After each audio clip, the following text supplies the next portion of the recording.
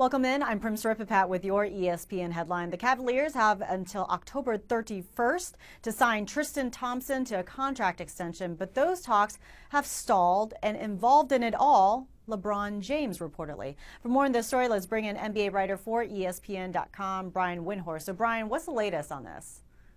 Yeah, well, Prim, in general, we haven't seen a lot of extensions. There's guys out there like Klay Thompson and Kawhi Leonard who we thought would get their deals done, and they're not.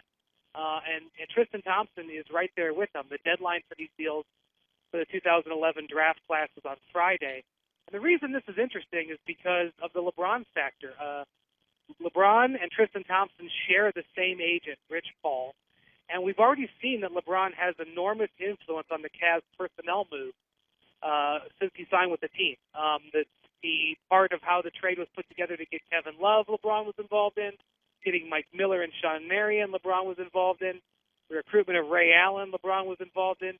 So the league is really waiting to see how the Cavs and Tristan Thompson bridge this gap, and if LeBron will step in and push the Cavs into making the deal. It's important to point out, LeBron only has a one-year contract, and so if the Cavs don't sign Tristan Thompson, they could both potentially be free agents next summer. So this is a unique situation that is really not like any other contract extensions going on in the league right now.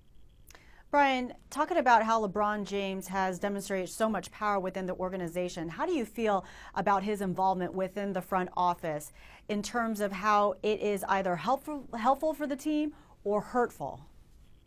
Yeah, I mean, historically, I think most basketball people would say it's not a good idea to have a player with such control, although we've seen it to be successful. LeBron obviously had influence in Miami, but I don't think he had the kind of power that he has now with the Cavaliers because of his contract situation. It's so short. He really can wield a lot of enormous influence.